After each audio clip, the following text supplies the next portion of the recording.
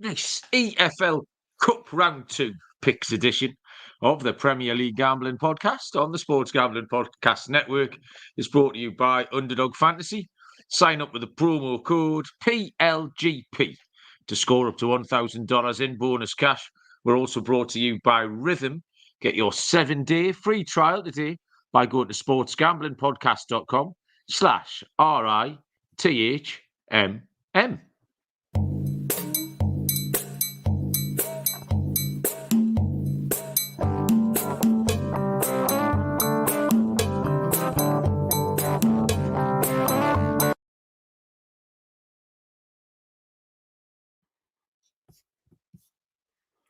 Welcome, everybody, to the Premier League Gambling Podcast on the Sports Gambling Podcast Network. My name is Malcolm Bamford, coming to you from Newcastle upon Tyne in the northeast of England. Today is Sunday, August the 25th. We are here to pick over the bones of the Premier League weekend, which finished about 4 hours ago. And we've got EFL Cup Round 2, Tuesday and Wednesday this week. Loads of games to get involved with. I've just spent the last hour trying to work out who murdered Tupac Shakur. Joining me this evening is Mr. Barry Pedaluna. Barry, what's happening? Just laughing because I've literally just turned the telly over. I've been watching a series on the telly and I stopped it, and on the TV happened to be something to do with who killed Tupac Shakur. Yeah. So I don't know. Orlando or someone, I think, is the answer, isn't it? No, mate, it was Keefe D, turns out. Oh, Keefe D, yeah. Yeah, so that. You've been home alone all weekend, Barry. Have you left your arse once, yes or no? That's the big money bet tonight? maybe once, just the once. I barely left the house. I ventured out once yesterday. Anyone who watches the old YouTube shorts would have seen me out on my bicycle. That wasn't fun. My frame is not built for riding a bicycle. That was an uncomfortable experience. Are you a regular biker? No. Just if I haven't got the car, I might jump on a bike occasionally. So I did have to pump the tyres up and grease the chain because it's been a while. I'd love to see you greasing a chain, Baz. Yeah, so like I say, Premier League's just finished for the weekend. We'll get into that. And then EFL Cup this week as well. Some good-looking games. I quite enjoyed looking at the EFL Cup games. You said you didn't enjoy it at all, Baz, but I'm full of confidence again. Totally misplaced. There is no reason for me to be so confident. I've put 4 selections tonight. I've already put them in a 56-1 accumulator, but there's no reason for the confidence that I'm currently sporting. The Bacchus family, Courtney and Patrick, how you doing? Andy Williams, evening. James, Lee, Michael. Michael's been down to Liverpool train station tonight, chasing the toffees up and down the platform. Go on, Michael. Tell us how that was. Connor's joined us as well. Serial's here. Serial's trying to troll us about Newcastle, but I'm not buying it. So we always do the little review in 2 parts, kind of a football review and a betting review, Baz. I thought, we did the show last Sunday or Monday, whatever it was, and I kind of feel like the same thing. It was just a bit underwhelming. It was all right. There was a couple of half-decent games, but there was only 2 underdog winners again. Forest, who were a tiny little dog, and West Ham, who we both gave out as our underdog. So there was only 2 underdog winners. There was 5 games with both teams to score. There was 5 games without both teams to score. 5 games went over 2.5. There was 5 games went under 2.5. The top 3 all covered the handicap. Liverpool, Arsenal and City, the 3 teams you're expecting to kind of get away. So it was just a little bit underwhelming, Baz. There was only one little bit of VAR controversy, really, which for the second week running included Newcastle, which we might get onto in a little bit. In terms of picks, I did exactly the same as last week. I made it back to 7 units with 3 winners, a push. But again, no real terrible picks, Baz. Well, I don't know if you could count Wolves as a terrible pick. In fact, no, I'm not counting that as a terrible pick. No real terrible picks. My last-minute look balanced itself out because Newcastle, Bournemouth today, the over 2.5 would have cashed, robbed with a disallowed goal. But then Man City hit with a late goal, Brighton hit with a late goal. So that kind of balances itself out a little bit, Baz. My goal scorer was a non-runner. I was one Liverpool goal short of hitting the corned beef acca. How Liverpool didn't score 3 goals today is an absolute miracle. And that was the only thing that stopped me from the hitting the corned beef acca. But Baz, keep rolling, rolling, rolling, rolling on. Keep rolling, rolling, rolling, rolling on. Limp Bizkit, do you remember that one, Baz? The slow roller. Chocks away, Baz. It's going.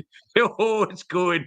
£15 into £20 and 45p, Barry, with a Man City Liverpool double. Keep rolling, rolling, rolling, rolling on. When that's 19 weeks in, we're going to be singing that. I'm going to book Limp Bizkit for the Christmas party, Baz, with all that money you put in.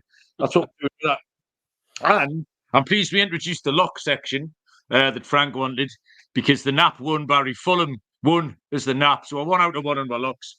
I think that just about covers my weekend. Barry, how did you get on?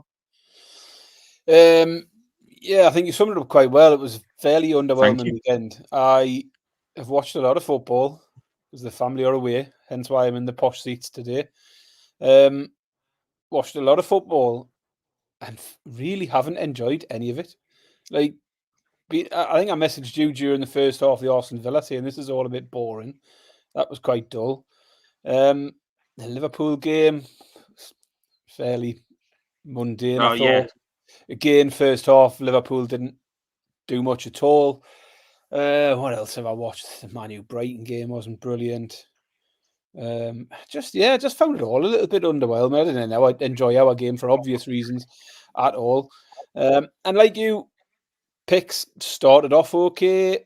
3 winners yesterday. The Spurs game was a non-runner for me. I had Solanke shots, so that didn't come off. But yeah, it took Brighton 6-4, good price. City win both halves. Fulham to win. And the ones that didn't hit, again, like you, not a million miles away. Because I fancied Forest, and then the pick I went with was the Forest team total. Forest win 1-0, and I've went the wrong way. Aston Villa double chance. I didn't think it was a bad bet. Villa was the one for me. Yeah, Villa should have been 1 or 2 up. Again, I mean, the reaction after that game is... Villa beat Man City and Arsenal 1-0 last year in those games. So they get that first goal, which they absolutely should have done twice. I mean, well, no problem with Watkins. People miss chances all the time. But they get that first goal, and they were a great price, like, what, plus over 3-1? Yeah, that would have got you ahead for the weekend if he slots one of them. But yeah, go on, mate. Sorry. But so yeah, I felt obviously great win for Arsenal to win a game like that. Well, I don't think they played particularly well. I thought Villa were the best team for large parts of it. So a really good win for Arsenal, but it wasn't a particularly impressive win. And then what else went wrong? Well, even today, a Newcastle goal would have been it for me, for my acca. So my corned beef acca was let down. I needed Newcastle to score 2 or more. And my big one only needed a Newcastle goal and a Liverpool goal. So I wasn't a million miles away from hitting the 22-1 shot as well. So sort of hit the bar on a few things. Some good, some bad. The bad, you said I can never get Wolves right. Lo and behold, I take the unders in the Chelsea v Wolves game, and it's just the 8 goals in the end. The possible little competition here, Baz, is whose was the worst pick on that game? Because I took Wolves and you took the under. So it's quite a serious competition here. I've worked it out that my bet lost by 5 goals because Wolves lost by 4. So they would have had to +1 because they would have had to score 1 more. So I lost by 5. Your pick lost by 5.5. Therefore, yours was the worst pick. That's what I've worked out on that. What? You're wrong. Mine was the goal line. It was 3. 3 was a push. So we both lost by 5. An honourable draw. Equally bad. The stuff that went well, though, obviously underdog, West Ham as the underdog was a good one. And the ladder. We got a little way up the ladder. We didn't get far up it. Yeah, but it counts as a ladder win. So the Eze shots started over 3.5 at 10-11. And I think it was 9-4 for over 4.5. He hit the 5 shots in the end. It was a nervous one. Like, he had 3 by half time, and it took him until stoppage time to hit the fourth and the fifth. And the fifth was pretty much with the last kick of the game as well. So it was a bit of a sweat, that one, but it did come off. 12 shots he's had in his 2 games. So yeah, that counts as a ladder win. 100% on the ladders so far. Yeah, happy with that, Baz. As ladders. We'll get the eye catchers in a little minute. There's a couple of things to talk about. I did 2 jobs, Baz, Thursday, Friday. 2 things I want to talk about. Firstly, on Thursday night in Otterburn, this teeny tiny Middlesbrough fan was talking to me. He said he's going to listen, actually, so I'm not being offensive. He knows he's teeny tiny. Really nice lad called David. So if you are listening, David, welcome along. And he was a primary school teacher. And he told me the most incredible story about, he was a Middlesbrough and a Wimbledon fan, AFC Wimbledon, about a time when MK Dons played at Middlesbrough. And he got himself in a whole mad world of trouble and got outed. His address got outed on an MK Dons message board. And some MK Dons turned up at his house at 11:30 on a Tuesday night, about 3 weeks after the game. And his story went on for about 15 minutes. It was incredible. It's almost worth getting him on for him to tell the tale, because it was brilliant. Friday night, Baz, and this is purely just a little social question. I worked at a wedding, Barry, at Spanish City, Whitley Bay. The 2 people getting married were both 22 years old, Barry. They were children. What do you think of that? Kids? There's no need for that, is there? I mean, I'm sitting here at 44 and still not married, Malcolm. Wow, mate. They looked like, the lad especially, he looked like he was going to school prom. Just looked like a Facebook photo of him off to the sixth form disco. Like, I wanted to have a word with him and say, mate, come on. But yeah, that just astonished me. So any thoughts in the chat on getting married at 22? Lovely, lovely young people. So I wish them all the... Oh, and he reckoned, the groom reckons he's been in a submarine, which is one of my conspiracy theories, if you remember. But I never got a chance to talk to him about it. So I could have got to the bottom of submarines, that Tupac Shakur and submarines, I could have solved all in one weekend. But I never got a chance to talk to him. Eye catchers we'll get to momentarily. I'm going to tell you about the merch store. 10% off with the promo code FOOTBALL. College football kicks off this week. Tune into Sports Gambling Podcast and the college football experience for week 0 picks in all your favourite futures. I think one of the things, Baz, that made the rest of the weekend seem a bit boring was that early on Saturday, it was like the Premier League were playing my greatest hits, because Man United suffered the first bit of bad luck in their history when that ball hit off Xerxes' leg, which was fucking great. I enjoyed that a lot. And then Brighton scored in the 95th minute. That was the highlight of the weekend. And then an hour later, Jordan Pickford was big in rubbish and Everton were getting smashed. So by 3:30 on Saturday, I was quite enjoying it all. And then that was kind of the highlight. Everything went a bit downhill there. But that Man United weren't terrible. And actually, I thought Xerxes played well. First time I really seen him. He's got to get Garnacho on the pitch. He's a bit like Newcastle today. Put your best players on. It's not that hard. I don't know why we started Lloyd Kelly and not Lewis Hall. I'm not talking about Newcastle. I don't know why he's not starting Garnacho or whatever. Get your best players on the pitch. But the other thing that got me about that was Brighton are now 3 managers down the line, from Graham Potter to Zerbi to the new fella. What's his name? Why can't we remember his name? Who? Hurtseller. That's him. And you know, Baz, how they're going to play. And they've turned over and their entire team 3 times as well. They've sold all the best players. We're back again with a lineup you've never heard of. Yet Man United are 3 years into a project and still no one knows what they are. 3 years into a multi-gazillion pound project, and they still can't play the same way. Well, unless it's shit. 2 weeks running. That's the only consistent thing they can do, is be terrible. I was baffled by the whole thing. And in that game also, I wanted to mention Yakuba Minte, because Newcastle fans absolutely pissed their knickers when we sold him. The usual social media it is. Now, I'm not saying he's going to be terrible, because he's probably a very good player. I don't care whether he succeeds or not. Doesn't affect me. But at the weekend, he was absolutely awful. And I thought if Miguel Almiron had thrown that performance in, he got everything wrong. He ran into blind alleys. He lost the ball. He made terrible decisions. He was shocking. If Almiron had done that NUFC Twitter would have been an absolute meltdown. Minty's young and a winger, and they're the two kinds of people who suffer form ups and downs. He's right in the heartland of that. He might be absolutely great, but he had a shocker on Saturday. Chelsea, I haven't seen, so I can't comment on that. Bit of an eye catcher. But the XG is a bit of a head scratcher for us because Wolves out XG'd them, if you've noticed. I don't know if you've seen that yet. I did nearly tweet out saying, can we just forget about XG as a stat now? Because Chelsea at one point were 6 goals in and they had an XG of 1.8. And you just think, what's the point of this stat? And finally, Everton. And he's just pointed out that Paddy Power have already paid out on Everton to get relegated, which was funny. They did that about 10 o'clock last night. But just 20 minutes before we came on here, Baz, I saw the footage of the Everton train rolling back into Liverpool. Was it Lime Street Station? I don't know. And then I've seen a little exchange of a WhatsApp conversation from some Everton fans that were on the train, reckoned it was kicking off. And who's the fullback? Or Mason Holgate, they reckon, was holding fists about with the Everton fans as they were getting hounded down the platform. So that's not going very well for the old Toffees. Yeah, they were my main eye catchers. Baz, you? I put down those no eye catchers. It was all been a bit dull, boring, absolutely boring. You're right, metal, aren't you? What's the matter with you? I don't know. But some similar points to you. Really watching Man United, I thought exactly the same. Like, what is their style of play? What are they? What's their approach? Because you just don't know from one week to the next. It is very unpredictable. It's very weird. I don't know how long he can persist with keeping putting Rashford out there. I think Rashford is continuing to absolutely stink the place out. Don't know about that.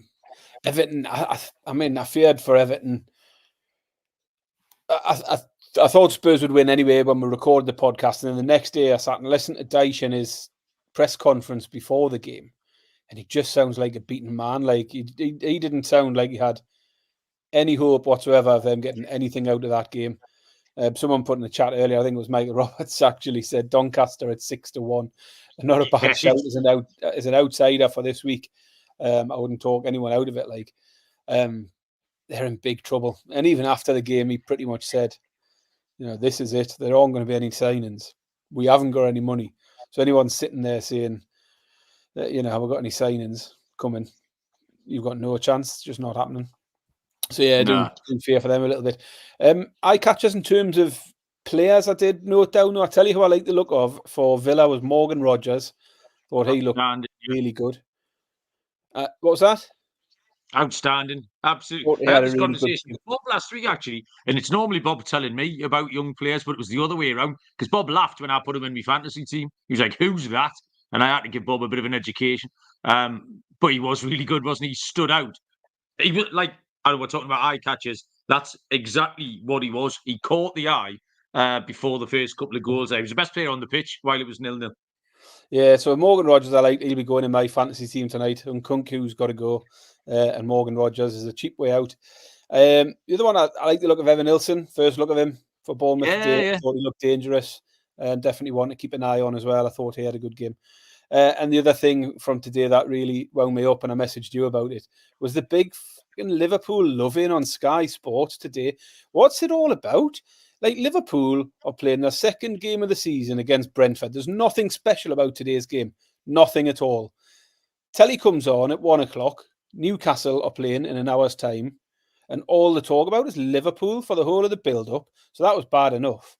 And then when it starts, so normally players come out the tunnel, they shake hands, and then Sky go off to an ad break, and then we come back and we kick off. That's it. Today, the commentators went silent, and we had to sit through 5 minutes, if you've never walked alone, with a montage of Liverpool fans. I don't know what that was all about. It's never happened before. It doesn't happen for any other game. It was absolutely bizarre. I just couldn't believe. I sat there thinking, what is this? It was like, I don't know. I couldn't get my head around it. I was absolutely baffled. And then at the end, Peter Drury trying to come up with like a poem for Arne Slot's first game, trying to be all poetic with these words at the end. Like, you've just beat Brentford 2-0. It's not that deep. Like, I just don't know why we have to like romanticize everything related to Liverpool. Is like romanticized into some big story. There was nothing special about today's game. Like, we didn't have this shit when Lopetegui played his first game or managed his first game at the London Stadium, or Herzler at Brighton. So why are we doing it? I just think Sky lose sight of the fact that 95% of us don't give a shit about them. Like, it's not that big. It's just a game of football, another game of football. Bizarre. Didn't like it. One way up. Yeah, it's unbearable, Baz. You're absolutely right. Lloydo joined us. Lloydo, how you doing? Lloydo mentioned we haven't talked about the hand of God goal that Bournemouth scored this evening, Barry. Blatant cheating. Diego Maradona. We can now add the name of Django Utara to that list. And Thierry Henry. 3 people who've tried to cheat the system by you can't score with your hand. It's just not like it's called football, lads. There's absolutely no need for that. So that was a good decision. I thought Joe Linton was unlucky not to get a penalty when the goalkeeper attacked his arm with his neck near the end as well. So a couple of times Newcastle unlucky there, Baz. Yeah, I mean, I think we both agreed it was a very, very harsh ruling out of a goal. I mean, I'd be furious if at the other end. There's two things. Yeah. It's very high up his arm. It's pretty much his shoulder, and I'm still not even sure if he hits it or Dan Burn hits it, because both of their arms are there. It's good. And I'd be furious. And what was a bit odd, because it's, I don't think it was that clear cut for them not to send the referee to the monitor to at least make his own mind up. It's not very often we see the VAR just say, "Oh, you need to rule that out." That's definite, absolutely, definitely a handball. Rule it out. We don't see that happen very often. And then, at the other end, I was absolutely certain Joe Linton was going to get a red card. Absolutely no doubt in my mind that someone was going to say, "You need to look at that again, ref." And then he pulls the red card out and shows it to one of the Bournemouth lot. So I think Newcastle against Ben Brereton. Personal vendetta against Ben Brereton continues. Kev Matthews, Forest fan, sent me the little it was a Forest graphic from yesterday. Ben Brereton versus Nottingham Forest. 0 goals, 0 assists, 0 shots, 9 possessions lost, 2 fouls, 0 tackles, 1 Diaz added to his name. So well done there. I've got another Brereton Diaz stat, actually. I was going to pull it out when I cover their game a bit later. But I did say a stat yesterday. I think he's had 16 starts in the Premier League now, Brereton Diaz. Hasn't won a Premier League game. 16. Yeah, fair enough. Wayne's joined us, Villa. I haven't seen Wayne in the chat for ages. Wayne's one of my favourite followers on X because he just gets stuck into people the whole time. He's either whinging. It's like slagging off your own mum with Wayne because you're allowed to whinge about Villa. But if anyone else does, he fucking gets into them. So, one of my favourite followers, Wayne. Keep it up. You entertain me on a near daily basis. I do like Wayne's. And Wayne's been very positive about Villa this year. He was notoriously, when we see him, it's like very negative, despite the fact they were finishing 4th in the league last year. He had a lot of negative stuff about Villa at times. So he did get that first goal yesterday, and we're all live. There was a lot of people involved in Villa, I think.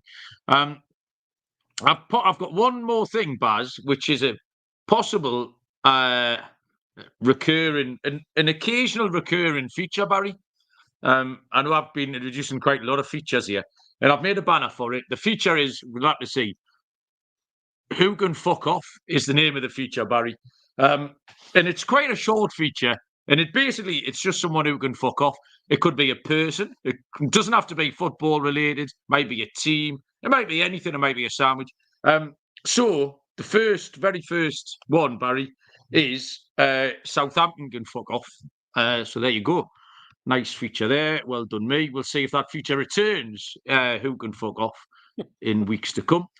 We'll move on to Underdog Fantasy, giving you the chance to win 1,000 times your entry, or play fantasy football in the right way with Best Ball Mania. $15 million in prizes there. Use our code PLGP to claim your special pick and first-time deposit offer up to $1,000 in bonus cash. UnderdogFantasy.com, promo code PLGP. And the Circa Survivor and Circa Millions, Circa Sports is back with Circa Survivor and Circa Millions, $16 million in guaranteed prizes there. You can sign up in person to play at Circus Sports between now and September the 7th, and use our proxy to play from anywhere. The deal with a proxy is $50 off with the promo code SGP, and you get a free tit for tat. Go to proxy.footballcontest.com. So, Baz, what we've got this week, I like the EFL Cup. It's good fun. So games are on Tuesday and Wednesday. Just trying to find my page here. I quite enjoyed looking at this. You said you didn't. I've made 4 picks. You said, have you made three in an acrobat? Yes. Good. Okay. So I also messaged you this morning because I set you a bit of a challenge, Barry. I said there was one very obvious ladder in these games. There's a really obvious ladder, and you're the man who sniffs the ladders out. So if I could find it, there's no reason for you to find it. Did you find what you think I was talking about? No. No, I haven't. No, I don't think Did you try? No. I did, but I said to you when I come on here, I didn't enjoy handicapping these games. I really struggled to find anything that jumped out massively, and I thought was a brilliant pick. So I also didn't really find a ladder. I've got a tiny little step ladder out on one of my picks, but that's it. Okay, fair enough. Well, you'll be astonished that you missed it in a couple of games' time, Barry. All of my picks are from Tuesday, so the majority of the games are on Tuesday. Although, no, actually, there's 1, 2, 3, 4, 5, 6, 7 games on Wednesday and about 15 on Tuesday. And there's an early kickoff here. It's the first game on the card I'm going to start with. It's Middlesbrough against Stoke. Middlesbrough 4-5, -125. The draw 11-4, +275. Stoke 16-5, +320. In this, Baz, Middlesbrough have had a really weird start of the season. We both liked him. We both talked him up at the start of the season. We both factored them in some of our championship bets, didn't we? They've won 1, drawn 1, and lost 1. They drew at the weekend. It's home to Portsmouth, who keep going away to weird places and getting points. They lost at Derby, which was a horrible result. And then they won first game of the season. They did go to Leeds and win 3-0 in this competition. Actually, one of the YouTube shorts I put out that week was for Middlesbrough. Stoke City have lost 2 in a row. They've now got 3 points from their 3 matches. So they won the first one, lost the next 2. And their only away games so far, they lost 3-0 at Watford. In the last round of this competition, they beat Carlisle 2-0. I think this is a good spot for Borough, Baz, for a couple of reasons. A, I like them. I still like them. I think they're better than Stoke. I actually think Stoke might go all right this season. But there's a couple of little things. They get to stay at home after the weekend. Say they played at the weekend at home. They've got nowhere to go. Stoke have got to go to Plymouth on Saturday. It's just not a great sort of sandwich spot for Stoke for a start, which I don't know what sort of percentage of my handicap that is, but I factor it in because say they've got to come to Middlesbrough, get back, get to Plymouth, and they'll be prioritising the league. It's not easy to fit this in. I just think Borough are a good price. They're better. They're a better team than Stoke. And again, I think if this game's played in a couple of months' time, or it was a league game, Middlesbrough would be shorter. Middlesbrough should be about 4-6, I reckon. And I've got them at 4-5, -125. Baz, so I'll take Middlesbrough, please. Nice. Well, I've got 3 picks, one of which is on a Wednesday, so I'll kick off with one of my Tuesday ones. And it's Blackburn versus Blackpool. Has that one made your card? Yes. Yes. Is this your ladder pick? It's up the ladder, Baz. Yes. Yeah, it is. Well, this is the one. This is the one where I've got a little step ladder out. See? Yes. I knew you wouldn't let us down. If I had to stick me guess somewhere, this would have been it. So I'm pleased with that. So we've got Blackburn at 3-4, the draw at 3-1, and 16-5 for Blackpool. Needless to say, Lee Smith's in the chat as a Burnley fan is saying Blackpool are going to win. I've taken Blackburn a few times already in the AFL, taking them for goals in particular. I fancied the team total of the weekend. I put that out on a short in amongst loads of other really bad picks, but the Blackburn one did come off as the one. 2-1 against Oxford. They've scored 8 in the 3 league games so far, and they absolutely hammered Stockport 6-1 in the previous round in this competition. And now they're at home against Blackpool, who have conceded 9 goals in 3 league games, including 3 and a 4 in the last 2. Now, last round of this, Blackpool won 4-0 against Burton, but Burton were down to 10 men from the 11th minute. So I think that 4-0 sort of flatters them a little bit. But I like the Blackburn team total again here. It's a short one at 8-11. I mean, I'm going to be a bit bolder. I think 8-11 for Blackburn to score 2 definitely looks a good pick for your Hackers. I would go with that. But I'm going to be a bit bolder. I'm going to stick to Blackburn to get 3 or more at 9-4. And I'm going to go a little way up into the 4 or more at 6-1. So I'm going for the Blackburn team total. My main pick is Blackburn to score 3 at 9-4. But I'm going to take them for 4 at 6-1 as well. Yeah, you're right, Baz. It is a goals ladder. Just because everywhere you look is goals. Blackburn, their game totals in the 3 league games 6-4 and 3. Both teams to score is hit in all 3 of those, and the 6-1 against Stockport that you mentioned. Blackpool haven't won in the league, but they lost 2-1 and 3-0, and then on Saturday they were 4-1 up at Cambridge and drew 4-4. So just goals, McGee, like absolutely everywhere you look. Gary goals, scorer of all the goals. The manager got the 9-10 jack. There's talk about Richie Wellens coming in. They scored 4 in the last round as well. I can't remember who they beat. It was Burton Albion. They were up against 10 men for the vast majority of that game. Burton had a man sent off after 10. So I looked at the prices, and the ladder starts at a much bigger price than I thought. I thought it'd be about 1-2 on the over 2.5, but it's not. It's 7-10. It's a great starting point, isn't it? So over 2.5, 7-10, minus 142. Over 3.5, this is total match goals. Over 3.5, 13-8, plus 162. Over 4.5, 4-1. Over 5.5, 10-1. Over 6.5, 20-1. Blackburn 5, Blackpool 2. Cashes that 20-1. Baz, we're going all the way up. What is the chances of us both coming up with a ladder on the same game, but 2 different ladders as well?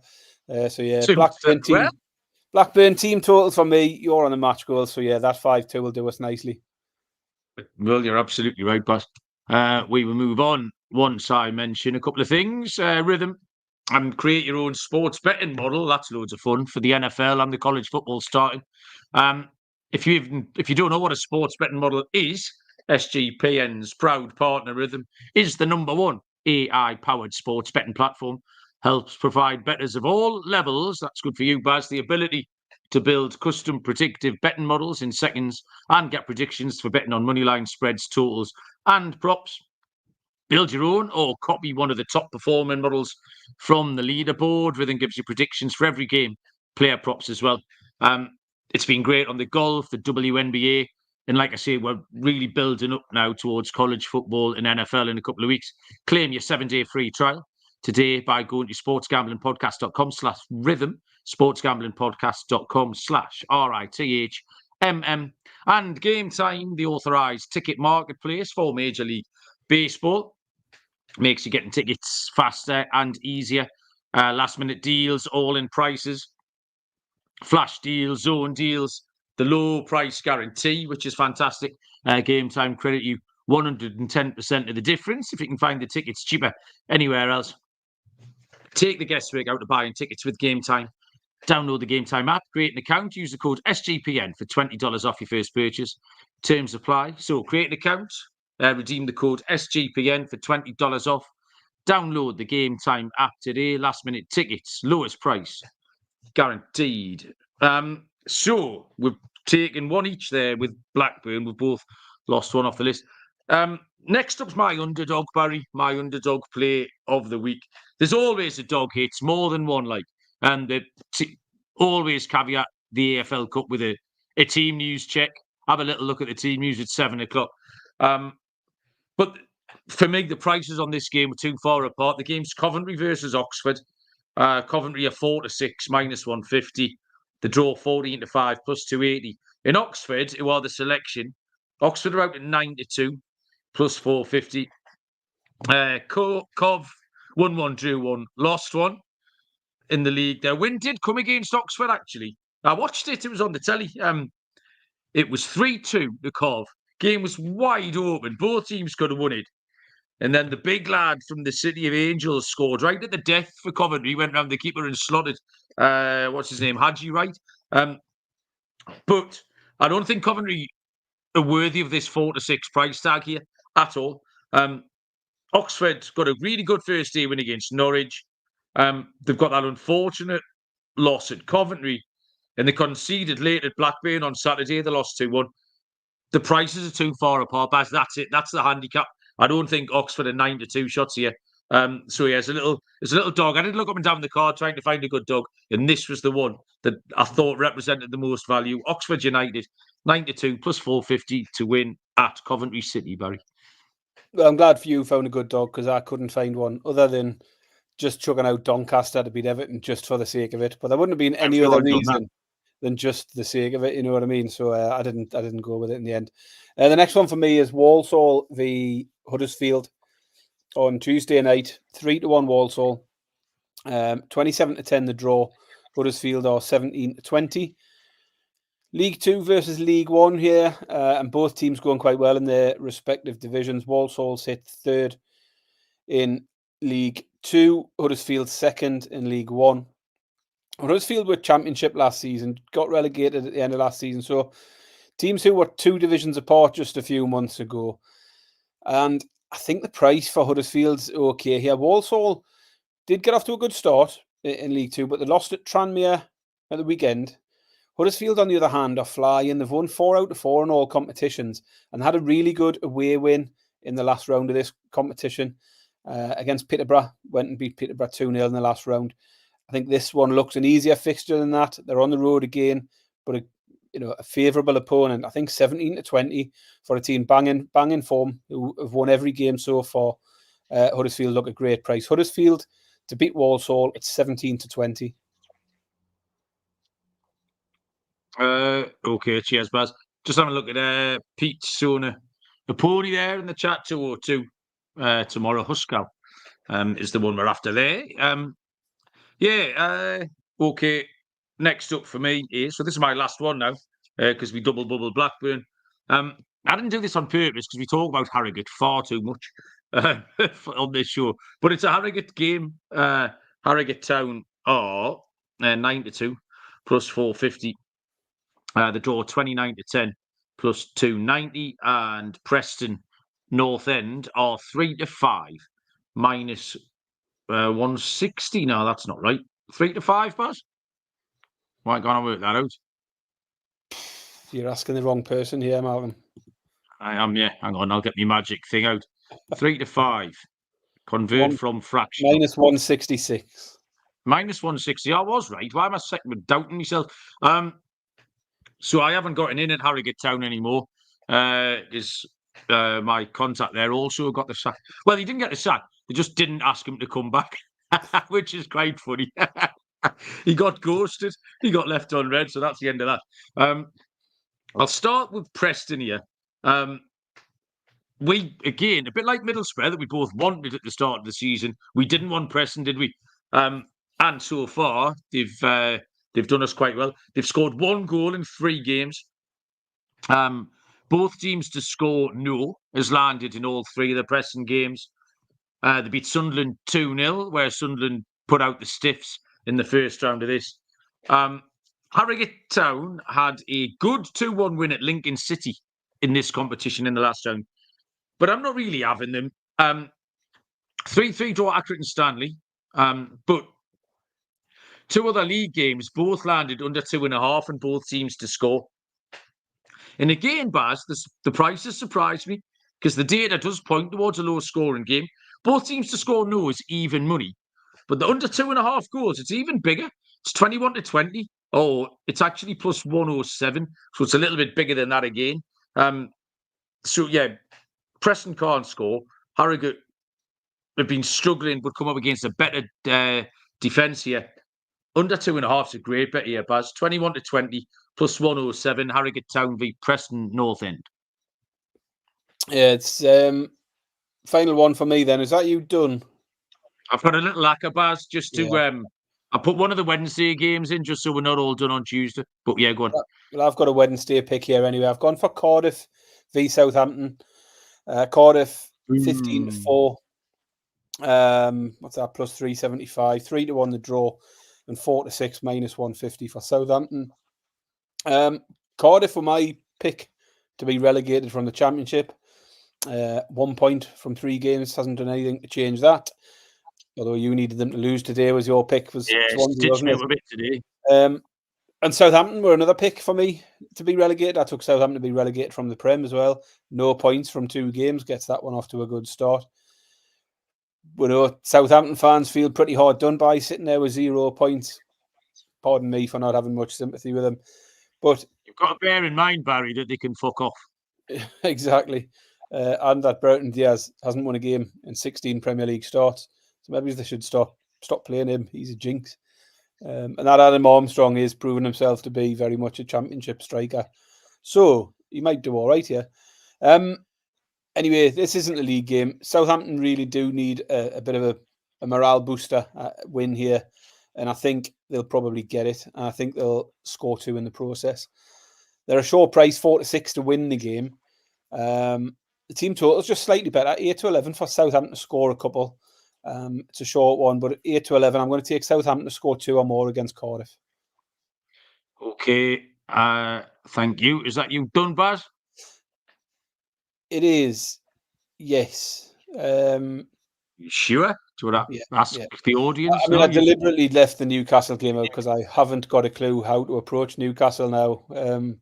Ordinarily, that would have been a game I'd go for. You know, Premier League game. It's the big one that's on TV.